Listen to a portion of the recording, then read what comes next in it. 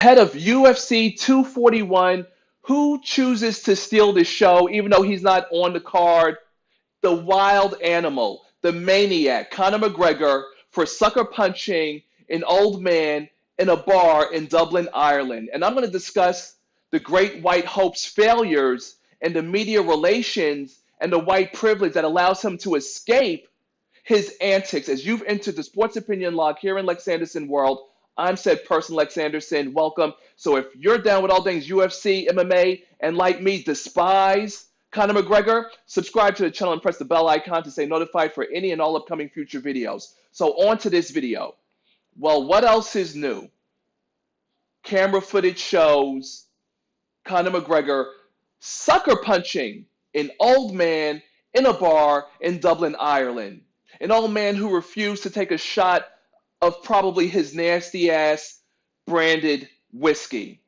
And I have to wonder, as a sports fan, when I last checked, if you're a licensed boxer, let alone a licensed MMA fighter, hurting or putting hands on someone outside of your chosen profession, be it the ring or the octagon, that constitutes assault and battery.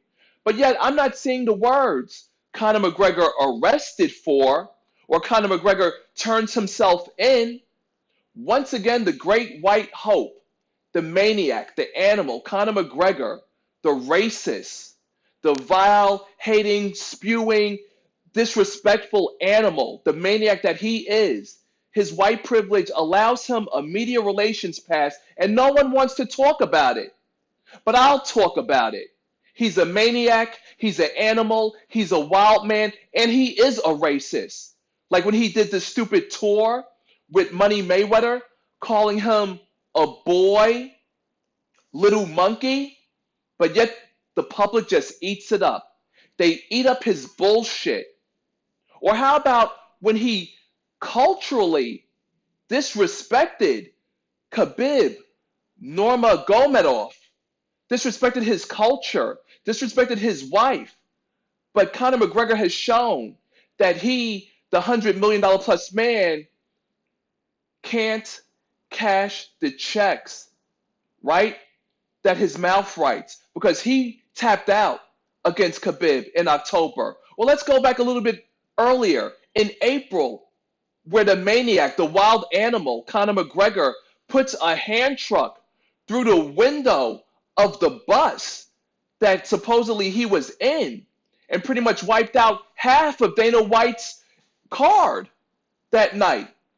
And guess what? White privilege allows Conor McGregor to put a hand truck through a goddamn bus, injuring men and women alike, UFC personnel. And he gets to walk away and turn himself in later. Do you think that a man of color could put a goddamn hand truck through a travel bus and still have a job with that organization, or let alone leave the property where the incident occurs? Or how about when Conor McGregor in Miami grabs a fan's cell phone and smashes it? And once again, nothing happens. And I'm sick of it. You know, people of color were always held to a higher bar in terms of how to act, how to be, how to behave. But yet, white people, on this particular instance, Conor McGregor, the maniac, the wild animal, gets to sucker punch an old man sitting down at a bar because he didn't want to take a celebratory shot. What are they celebrating? Conor McGregor has accomplished nothing as of recently, and that should be overshadowing to me UFC 241, which is right around the corner. We don't even know when Conor McGregor will step foot in the octagon again. But that's the problem. When you have an egotistical, wild animal, maniac who in a pro boxing debut didn't even deserve the $100 million, but we have a society that is so fixated on super matchups, which are actually bullshit, which should be a sideshow, but you have people plunking down $60 and $70 for a pay-per-view between a UFC fighter and a boxer. He was never going to beat Mayweather, but people were so hoping that Mayweather would lose that they just wasted their hard-earned money.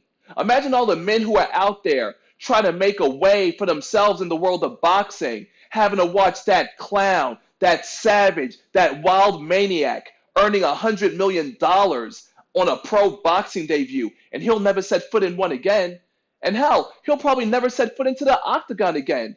But Dana White, White Master, right? Oh, Conor, does it not make a difference because it didn't happen in America? Because it happened overseas in Dublin, Ireland? It shouldn't make a difference whether it's here on U.S. soil or overseas. You have a licensed MMA fighter putting hands on a civilian. Where are the assault and battery charges? Why is he not being arrested? Why is he not being put in jail? I can tell you why. Because the great white hope, who in reality as a human being and a fighter is a great white failure, his white privilege allows him to do whatever the fuck he wants to do. What next? Murder?